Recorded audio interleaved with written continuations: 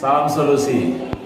Teman-teman semua, kita hari ini akan menemui beberapa kelompok dan dalam kelompok ini nanti akan mendiskusikan sesuai dengan topik-topik yang sudah dibagi. Kita berharap ada masukan, ada kritik, ada pertanyaan dari kita yang sedang mengamati video ini. Mudah-mudahan ini menjadi salah satu bagian dari proses pembelajaran kita supaya kemudian hari kita menjadi lebih baik lagi.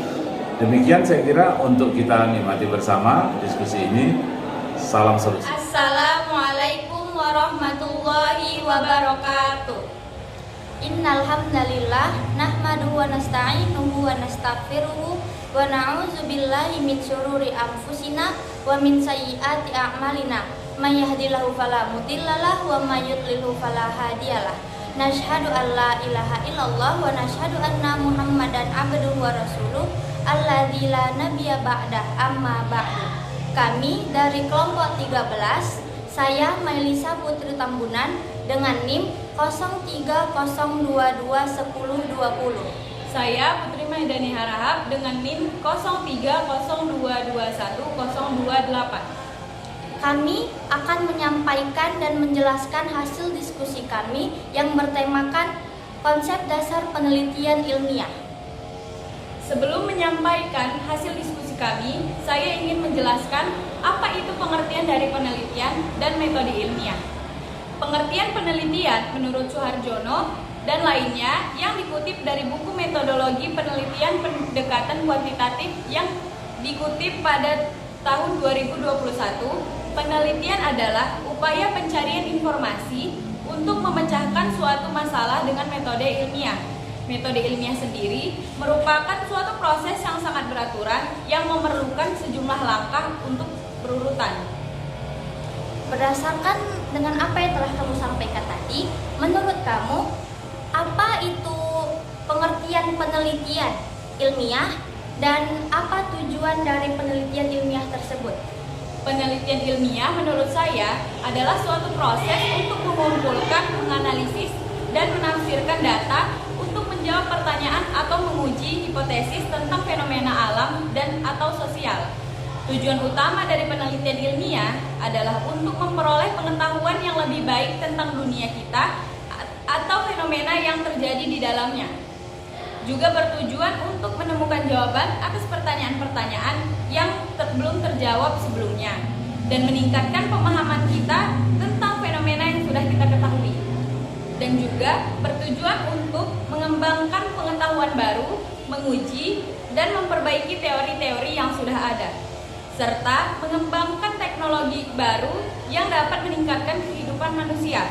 Selain itu, penelitian ilmiah juga dapat membantu dalam pengambilan keputusan dan perencanaan di berbagai bidang, seperti kesehatan, lingkungan, sosial, dan ekonomi. Kemudian, dalam penelitian terdapat banyak sampel. Apa yang dimaksud dengan sampel dan bagaimana cara kita memilihnya? Menurut saya, penelitian sampel itu adalah sebagian kecil dari keseluruhan objek atau individu yang dimiliki karakteristik atau sifat tertentu dan menjadi fokus pada penelitian. Dan dalam teknik pemilihan sampel itu terdapat beberapa teknik, diantaranya teknik pengambilan sampel secara acak, di mana setiap anggota populasi memiliki kesempatan yang sama untuk dapat dipilih. Kemudian teknik pengambilan sampel dengan membagi populasi menjadi beberapa kelompok atau strata dengan berdasarkan ciri-ciri tertentu, lalu mengambil sampel tersebut dari setiap strata.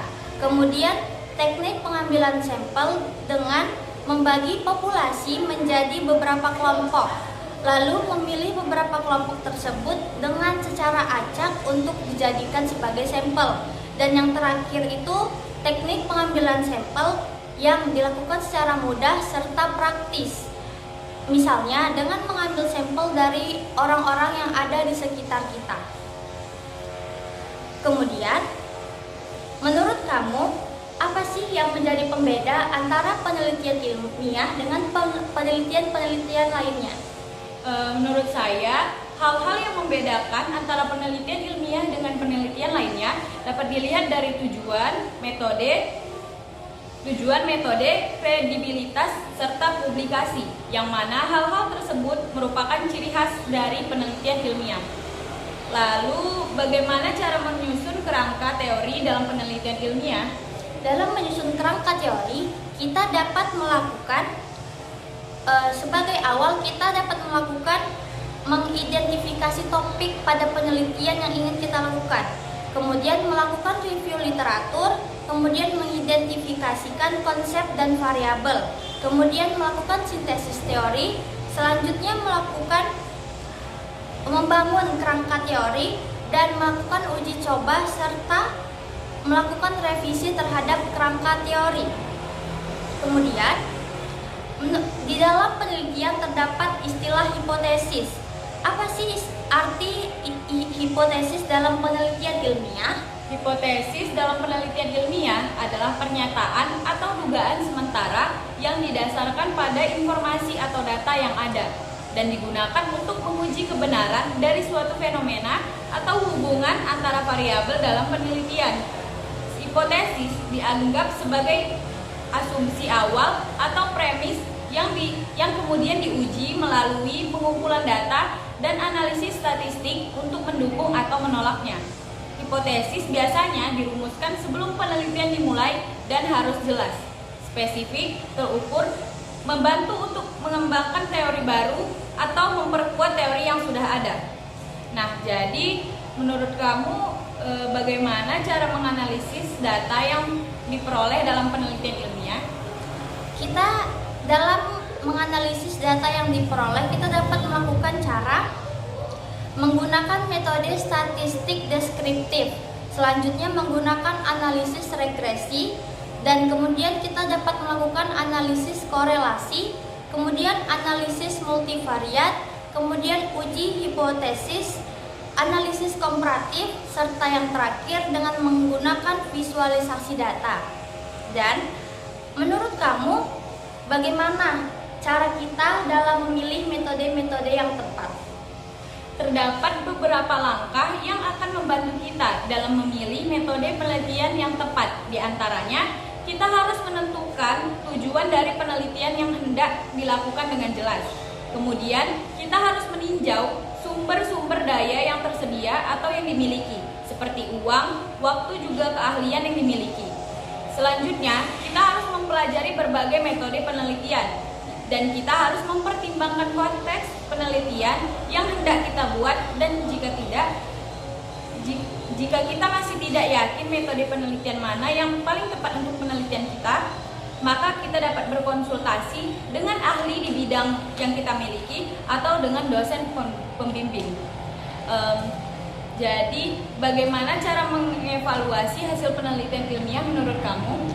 Kita dapat mengevaluasi hasil penelitian ilmiah dengan awalan membaca abstrak dan judul yang merupakan gambaran umum tentang topik penelitian, metodologi, dan hasil yang dicapai. Kemudian membaca isi penelitian tersebut, meliputi membaca laporan lengkap tentang penelitian termasuk tujuan penelitian,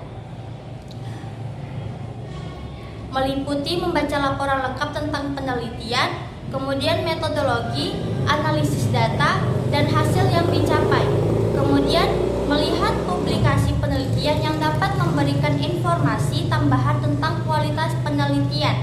Kemudian melihat referensi, di mana dengan melihat referensi tersebut oleh penulis dapat membantu dalam mengevaluasi kualitas penelitian, karena penggunaan referensi yang tepat menunjukkan bahwa penulis memahami topik penelitian secara mendalam dan menggunakan sumber daya yang tepat serta terpercaya.